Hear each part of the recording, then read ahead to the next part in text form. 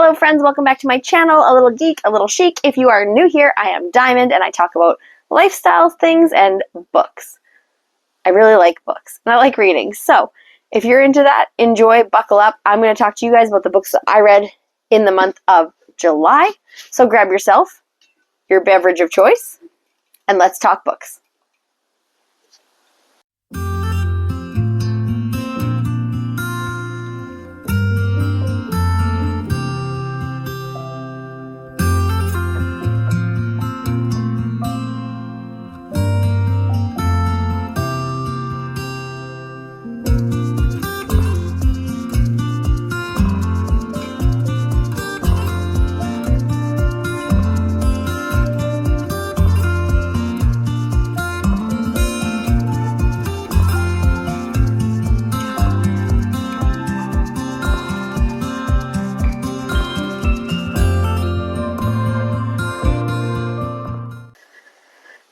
Okay, let's start the preface by letting you guys know that I have a little mic on, so if you see something at the bottom of the screen. Also, the neighbor is getting some yard work done, so if you hear any noise, construction noise, that's what that is. And I had a sinus cold thing like about a week ago, and I have bad sinuses, so they don't drain properly, and so if I sound funny, it's because this is my problem side, and it's giving me a heck of a run. So, apologize if I'm a little bit nasalier than normal, but let's get into the books I read in July. July was a decent reading month. I have 2 books that I did not finish yet, but I will be finishing them at the beginning of part of August, so August might actually be a decent reading month because I can add those 2 to the list. One of them is Nora Goes Off Script. I am 70% of the way done that book, and I am seriously enjoying these characters and the premise. It's fantastic. 2 is Vera Wong's Unsolicited Advice for Murders, about, again, 65% of the way done that one. So just stay tuned for my August wrap-up, and I will tell you guys all about what I thought about those books once I finish them. But let's get into the books that I did finish. So, in the month of July, I read... trying to think if there's another one. I feel like there's another one. Okay, well, at least 4 books here. If there's another one, I'll let you guys know. But I'm pretty sure there is. But I can't really remember what it is right now at this point in time. The first book I read in July was The Queen herself. I don't like to grade people's memoirs and stuff, but she did a really good job of explaining her thoughts and feelings. Very sad to read. Especially since she's still dealing with struggles and issues even currently. As we speak, there's some more Spearsy drama going on in the celebrity world. But it was good to see where she's been, her side of the story, hear about everything that went down with the conservatorship, etc. It was a bit hard to read. Not for technicality of it, but emotionally, because it does read like somebody writing a journal who's in like rehab or severe depression, and there's so much in here, you guys. It's a small little book, but there's a lot to digest. I thoroughly enjoyed it. Not mad about picking it up. Glad I did. I would recommend it if you have ever been a fan of Britney Spears or just interested in her case in general. That would be a good one to read. It reads really easily. It flows really easily. It's heavy, right? Sometimes. But yeah, I enjoyed it.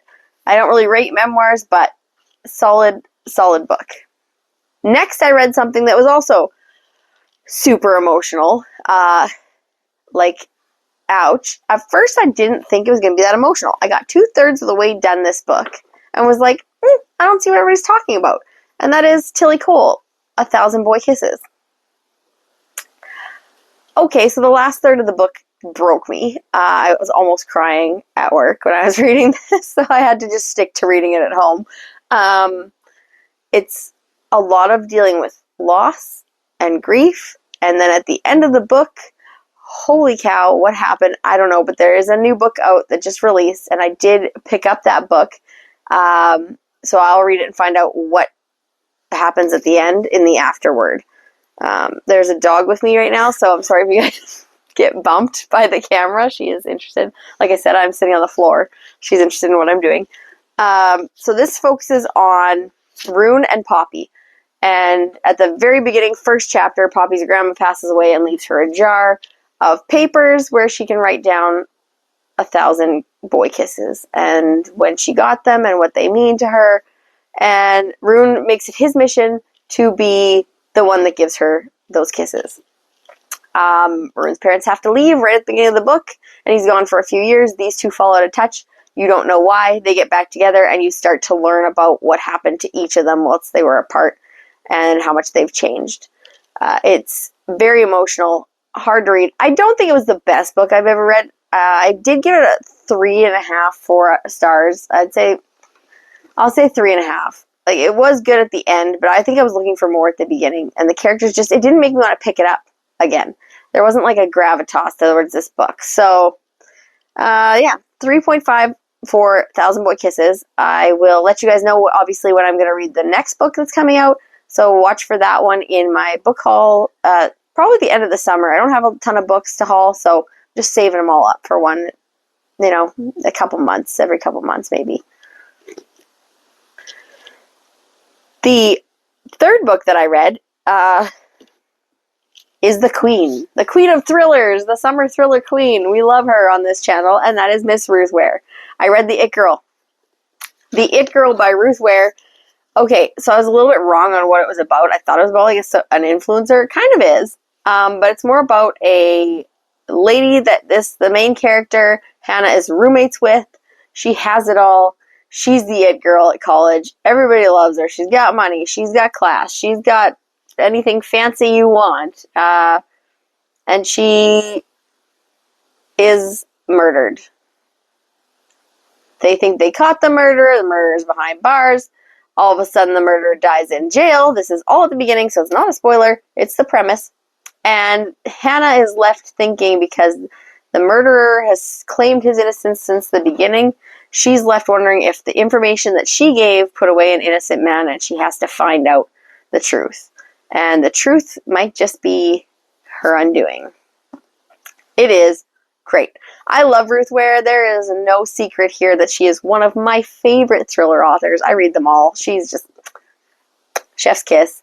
You can sometimes piece them together, but that's kind of fun. They're light. They're easy to read. You just fly through them. And this one, and they're always really nice and like floppy.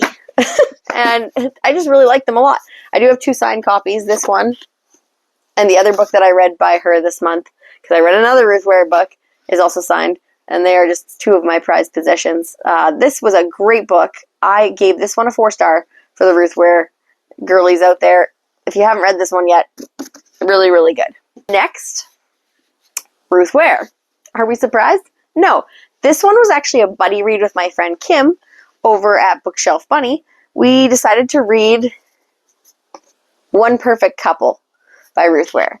So this one focuses on a bunch of couples, but the main couple is, I can't remember the guy's name, Nico. There we go. He's an aspiring actor, and his girlfriend, Lila. Yeah, I think that's it. They always pronounce her name wrong in this book, and she always is correcting them. So I'm like, did I just get to see her name wrong? She's a scientist. She has no interest in being on this celebrity reality TV show, but she's doing it for Nico because he's an aspiring actor and he really wants to make it big. Cue this startup reality TV show called One Perfect Couple. They take these couples out to this like island retreat that nobody stayed at it yet. It's a brand new retreat. I'll put like and this is going to give that retreat its claim to fame also, that this was to get people to come be tourists there. And they have people like social media influencers, wannabe actors, big YouTube celebrities, and they all get on this island, and they're excited to be part of this One Perfect Couple TV show. And there's a storm right at the beginning, and things don't go as planned. And it ends up being it's very Lord of the Flies-esque vibes and like kill or be killed kind of mentality. So it's really interesting to see what's happening on the island and who's who, who's living, who's surviving, who's not, how did they perish if they are one of the ones who didn't make it, and etc. It is enthralling read. I thoroughly enjoyed it. I love that you can never like really picture 100% of where she's going. You can kind of think of who is going to be the person, but you're not sure how it's going to wrap up and like what their motive was. She's really good at hiding her direction in her plot. Even if you can point out who could possibly be the number one, she's really good at adding things like inconsistent stories, what's it called? I can always draw a blank on this when it's like unreliable. There we go.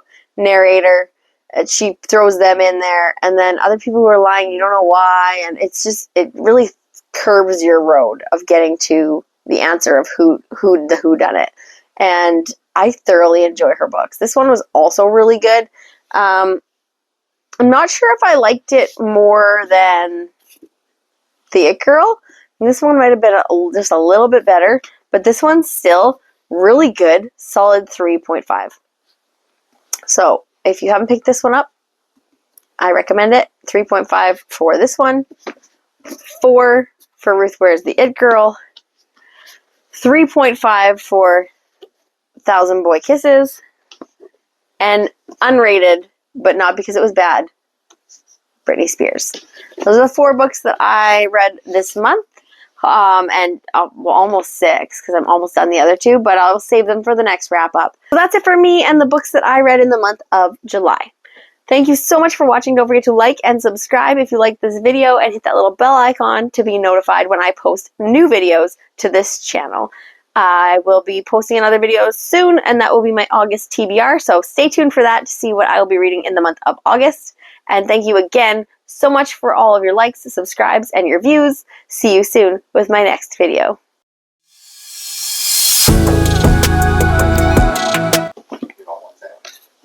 One and a half. 2. 2 grilled cheese. This is going to be in the video at the end of the blooper.